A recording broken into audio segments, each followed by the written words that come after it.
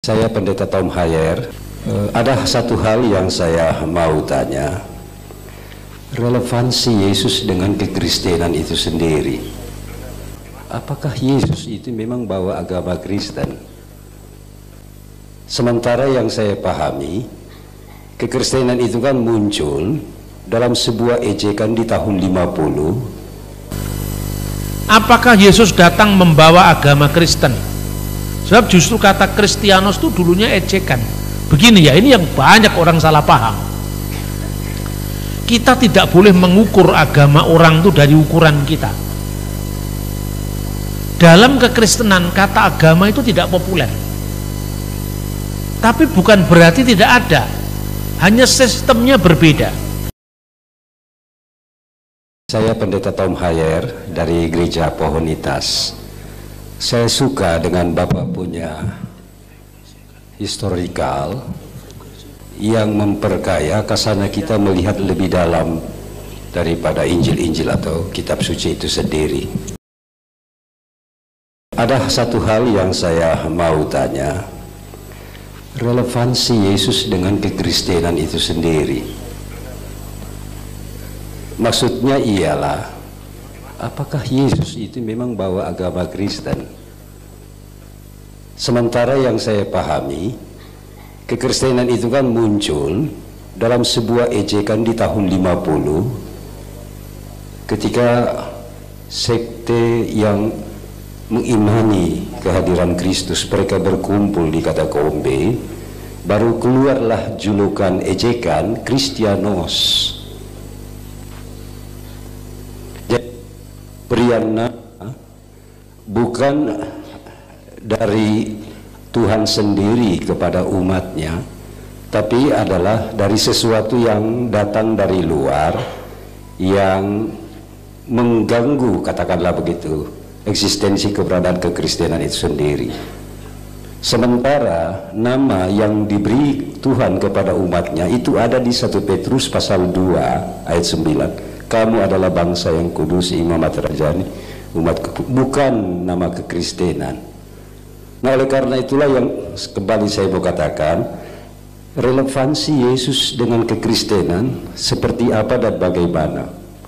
Itu yang pertama. Yang kedua, menurut Pak Bambang, apakah Israel yang ada sekarang ini itu juga Israel yang ada dalam kitab suci itu sendiri?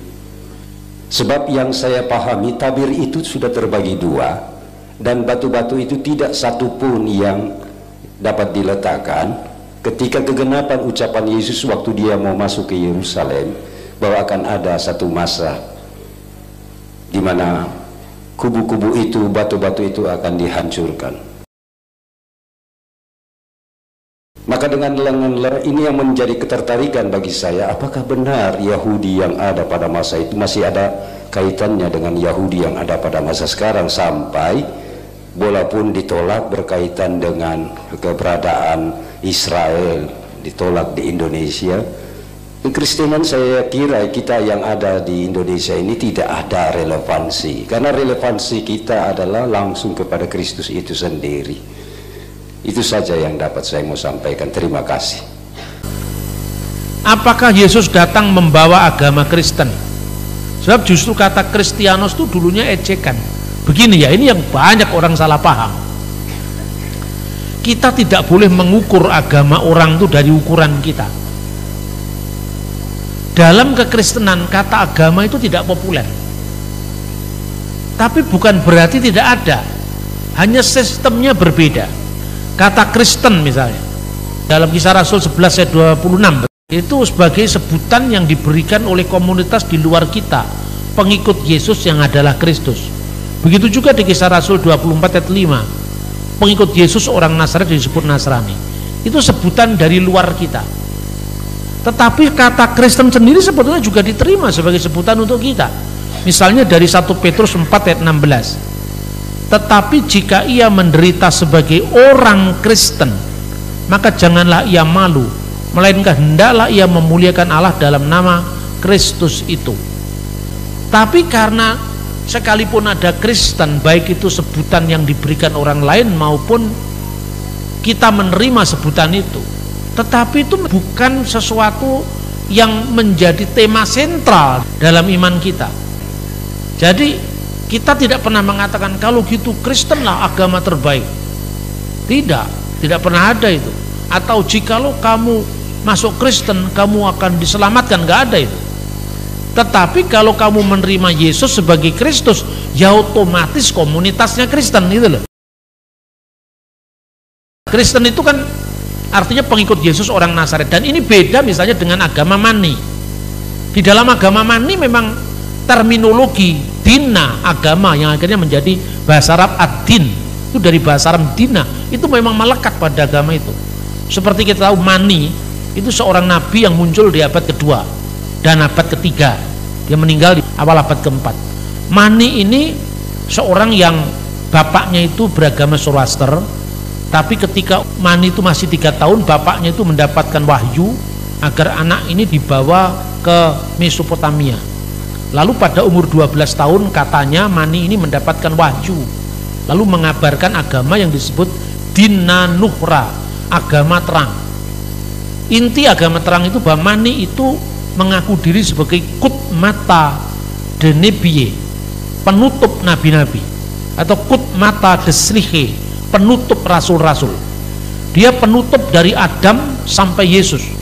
Dan Mani ini mengaku diri sebagai Parakletos, atau sebagai penghibur yang dijanjikan oleh Injil Yohanes, kira-kira seperti itu. Tapi agama Mani itu akhirnya punah.